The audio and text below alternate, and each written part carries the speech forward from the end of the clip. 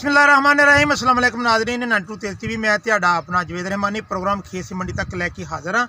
अज मेरे नाल किसान जिमीदार मौजूद ने जिहड़े मटर की फसल काश्त करते हैं और इन्होंने पुछांगे कि किहड़े मराहल चों तुहानूं गुजरना पैंदा, किन्नी वार पैली नूं वाहुंदे जे और किन्ना नूं बीज पाउंदे जे, खाद किहड़ी पाउंदे जे, अच्छी पैदावार लैण वास्ते सानूं की करना चाहिए किसान जिमीदार भरावां नूं, क्योंकि जिहड़े प्रोग्राम देखणगे वो इस तो फायदा लैणगे। ते जी अस्सलाम वालेकुम। वालेकुम सलाम।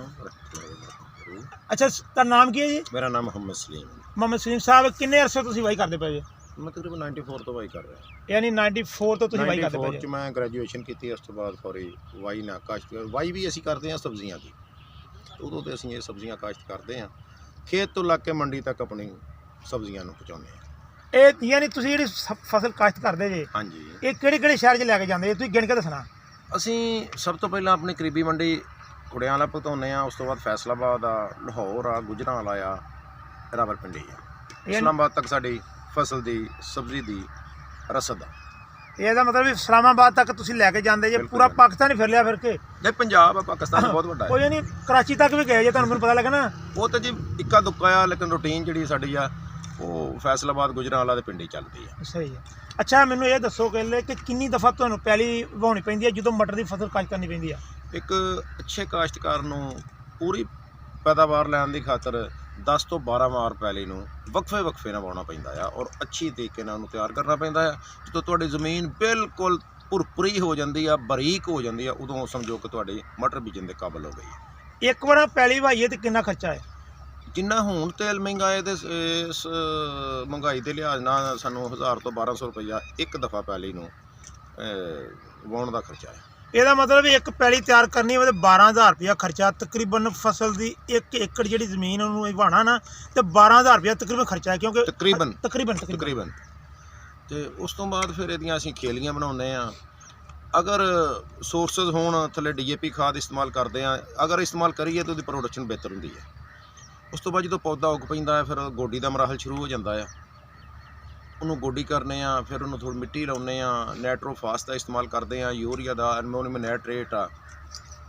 ਉਸ ਤੋਂ ਬਾਅਦ ਫਿਰ ਜਦੋਂ ਪੌਦਾ ਤਕਰੀਬਨ 9 ਇੰਚ ਤੋਂ ਅਬਵ ਹੋ ਜਾਂਦਾ ਆ, ਫਿਰ ਅਸੀਂ ਇਹਦੇ ਮੁੱਢਾਂ ਨਾਲ ਮਿੱਟੀ ਲਾਉਂਦੇ ਆ। ਮਿੱਟੀ ਲਾ ਕੇ ਅਤੇ ਉਹਨਾਂ ਦੀਆਂ ਜਿਹੜੀ ਛੋਟੀਆਂ ਬੇਲਾਂ ਹੁੰਦੀਆਂ ਨਾ, ਉਹਨਾਂ ਦਾ ਜਿਹੜਾ ਨਾ ਜਿਹੜੀ ਉਹਨਾਂ ਦੀ ਹੈਗੀ ਆ ਪੋਜੀਸ਼ਨ ਬਾਹਰ ਨੂੰ ਕਰ ਦਿੰਦੇ ਕਿ ਤਾਂ ਕਿ ਖੇਲੀਆਂ 'ਚ ਡਿੱਗ ਕੇ ਅਤੇ ਵੱਲ ਵੀ ਖਰਾਬ ਨਾ ਹੋਵੇ ਅਤੇ ਆਉਣ ਵਾਲੇ ਵਕਤ ਜਦੋਂ ਦਾ ਫਲੀ ਲੱਗਦੀ ਆ ਉਹ ਡੈਮੇਜ ਨਾ ਹੋਵੇ।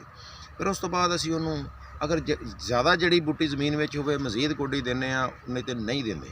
ਅਤੇ ਜਦੋਂ ਮਟਰ ਦੀ ਫਸਲ ਫੁੱਲ 'ਤੇ ਜਾ ਜਾਂਦੀ ਆ ਫਿਰ ਅਸੀਂ ਖਾਦ, ਪੋਟਾਸ਼, ਬਿਹਤਰ ਪੈਦਾਵਾਰ ਲਈ ਪੋਟਾਸ਼ ਪਾਉਂਦੇ ਆ।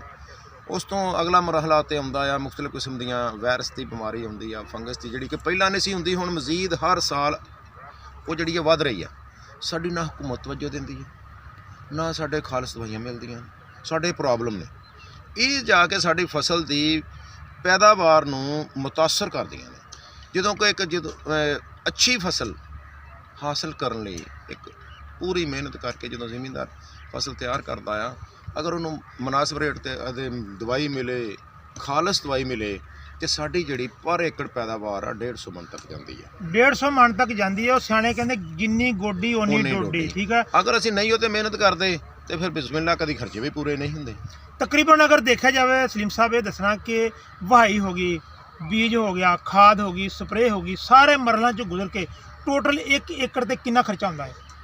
ਇਹ ਅਗਰ ਪੂਰਾ ਖਰਚਾ ਕਰੀਏ A to Z ਵਾਹੁਣ ਤੋਂ ਲਾ ਕੇ ਤਿਆਰ ਕਰਨ ਤੱਕ ਤਕਰੀਬਨ 40 ਤੋਂ 50,000 ਰੁਪਈਆ 1 ਏਕੜ ਦਾ ਖਰਚਾ ਆ। ਅਗਰ ਉਹਦੇ ਅਸੀਂ ਲਵਾਜ਼ਮਾਤ ਪੂਰੇ ਕਰਦੇ ਹਾਂ ਤਕਰੀਬਨ 50,000 ਤੇ ਤਕਰੀਬਨ 50,000 ਰੁਪਇਆ 1 ਏਕੜ ਦਾ। ਅਗਰ ਇੱਕ ਬੰਦਾ ਠੇਕੇ 'ਤੇ ਲੈਂਦਾ 50-60,000 ਰੁਪਇਆ ਉਹਨੂੰ ਠੇਕਾ ਦੇਣਾ ਪੈਂਦਾ।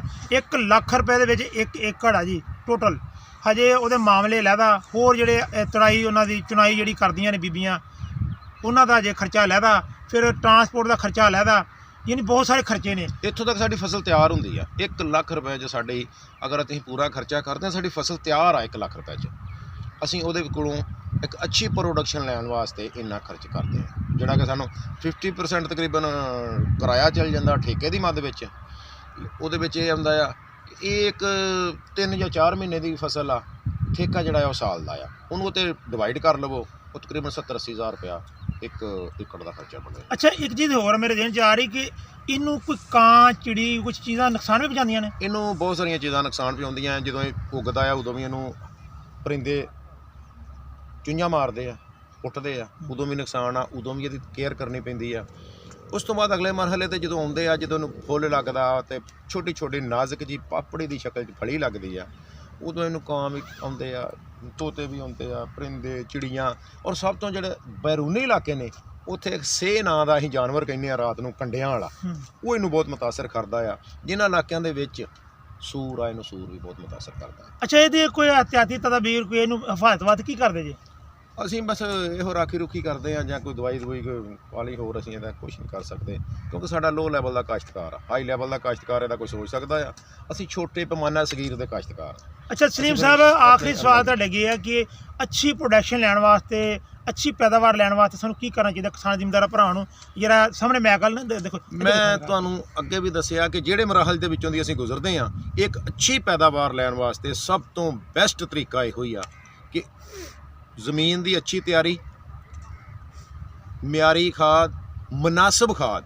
ਸਾਡਾ ਬਹੁਤ ਸਾਰੇ ਕਾਸ਼ਤਕਾਰ ਇਹਨਾਂ ਗੱਲਾਂ ਤੋਂ ਮਾਰ ਖਾ ਜਾਂਦੇ ਆ। ਫਸਲ ਸਾਡੀ ਨੂੰ ਫਾਸਫੋਰਸ ਦੀ ਜ਼ਰੂਰਤ ਆ, ਉਹਨੂੰ ਨਾਈਟ੍ਰੋਜਨ ਤੋਂ ਨਹੀਂ ਜਾਣ ਡਏ ਆ। ਜੇ ਨਾਈਟ੍ਰੋਜਨ ਦੀ ਜ਼ਰੂਰਤ ਆ, ਉਹਨੂੰ ਯੂਰੀਆ ਦੇ ਹੀ ਜਾਣ ਡਏ ਆ। ਉਹਨੂੰ ਉਹਦੀ ਇਹ ਨਹੀਂ ਵੇਖਿਆ ਜਾ ਸਕਦਾ ਕਿ ਸਾਡੀ ਫਸਲ ਦੀ ਡਿਮਾਂਡ ਕੀ ਆ। ਸਭ ਤੋਂ ਅੱਛੀ ਪੈਦਾਵਾਰ ਲੈਣ ਨੂੰ ਆਪਣੀ ਜ਼ਮੀਨ ਦਾ ਮੁਆਇਨਾ ਕਰਾਓ, ਤਜਜ਼ੀਆ ਕਰਾਓ। ਜੋ ਤੁਹਾਡੀ ਜ਼ਮੀਨ ਨੂੰ ਰਿਕਵਾਇਰ ਆ, ਤੁਸੀਂ ਉਹ ਆਪਣੀ ਫਸਲ ਨੂੰ ਦਿਓ। ਅਸੀਂ ਬਹੁਤ ਸਾਰੇ ਇਜ਼ਾਫੀ ਖਰਚਿਆਂ ਤੋਂ ਬਚ ਜਾਂਦੇ ਹਾਂ, ਔਰ ਬਹੁਤ ਸਾਰੀਆਂ ਬਿਮਾਰੀਆਂ ਤੋਂ ਵੀ ਬਚ ਜਾਂਦੇ ਹਾਂ।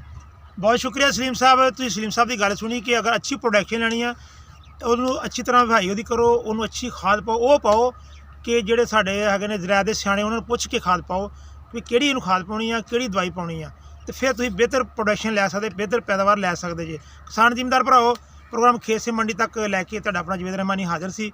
ਹੁਣ ਇਜਾਜ਼ਤ ਚਾਹੁੰਦਾ ਹੈ। ਅੱਲਾ ਹਾਫਿਜ਼। ਪਾਕਿਸਤਾਨ ਜ਼ਿੰਦਾਬਾਦ।